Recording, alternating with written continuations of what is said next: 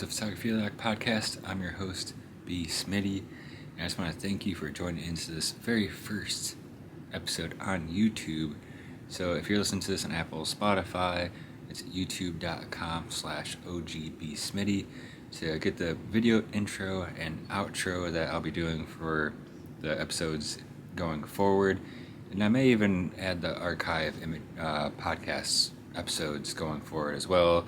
Just kind of random bonus episodes for the YouTube channel. But if you listen to them, obviously listen to them, but you'll be able to get the new intro and outro.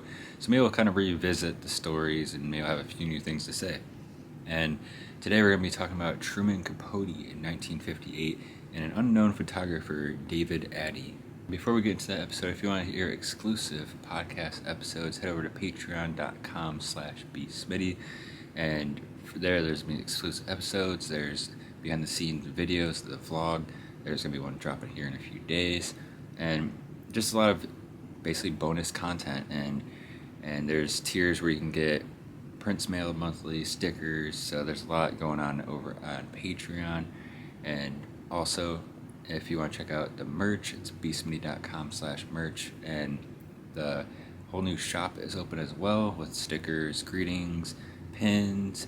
There's a lot going on over there as well, and archival prints that are going to be on rotation. So the next rotation of prints is going to be in about a week or so, whenever the first of the month is. I don't even know what date it is right now. So I was going to say how many days it is, but I'm clueless on the date. So anyways, if you want to check that stuff out, it's bsmitty.com/shop.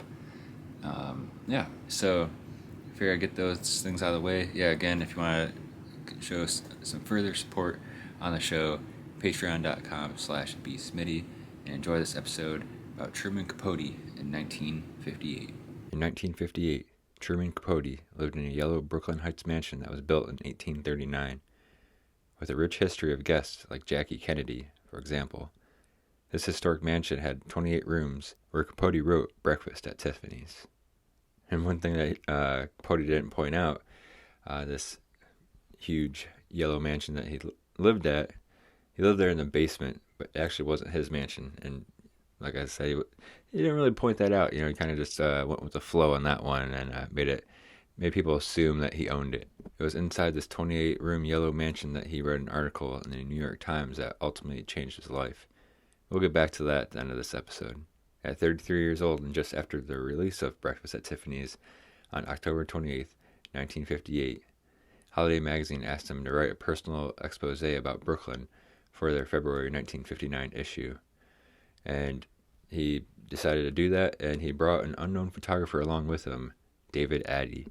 Addy took quite a bit of photographs on this photographic mission. He took about 800 photographs documenting the streets and taking portraits of Capote and basically, documenting Brooklyn and around the area. And Holiday magazine only ended up using 4 of the 800 photographs, and strangely, none of the photographs of Capote. And what's weird about that, you would think a magazine and, Breakfast at Tiffany's just came out, you think you'd, kind of use a photo of Capote just even for, getting magazine purchases off the racks back in those days, the notoriety of Capote, I think that would help, but that's just my opinion, I guess.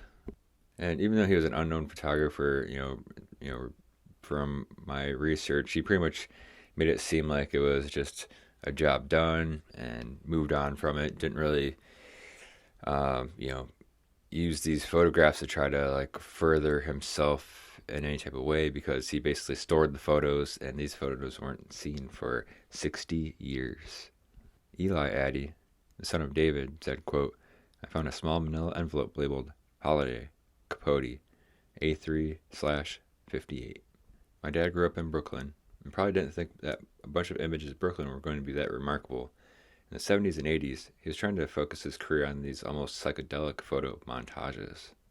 But Eli made it a mission to put these photos together and make a show out of it, and also a book. And after this Holiday magazine article, only about 3 weeks later, Truman Capote was inside the yellow historic mansion that he lived in the basement and read an article from the New York Times titled, "Wealthy Farmer, 3 family slain." I want to thank you for listening to this episode. I truly appreciate it. And that's one thing about this show that I try to do is, whether the story is a short story, a little bit longer of a story, I try to find stuff that's not really known, not really talked about. Something that maybe at least one person hasn't heard before. It's always what I'm trying to find is just like the weird, or not even weird, but like just the obscure little stories, and I think that's what's enjoyable, and I feel like I always learn something. So I think with this episode, I think what's interesting with David Addy is, he put the photos away. None of the photos of Capote were ever used or seen for about 60 years or so, and it ended up being a show and stuff, but he had already passed away at this point. He was wanting to be a photographer and shot these like psychedelic montage photos, but you would think, as soon after this, shoot in Brooklyn, that Truman Capote went out to write In Cold Blood. And you think the success and the notoriety of Capote, maybe those photos could have been used, brought back to life and used for something, you know what I mean? And maybe it would have helped him gain, some type of positive thing towards his career because of those photos that would help his montage gimmick that he has going on, and that made me think of myself of like, I have an extensive archive of stuff. I have a bunch of skateboarding stuff that seems to, a lot of people seem to like it and stuff like that, but I don't really ever post it. I for sure have stuff, people haven't seen. And I said, maybe I should start kind of sprinkling that into my Instagram, and who knows, maybe that will help, just, I'm trying to think of the right word, but, gosh, interactions. Yeah, maybe I'll just bring more interactions and just interest in that way, which will maybe bring more interest into, hey, oh, he has this vlog, let's check out the vlog. He has this podcast, Photographiliac, I'm gonna listen to that. And I think it's just using those things to almost help, bring awareness to your own work. I thank you for listening to this episode of Photographiliac, and I'll see you next Monday.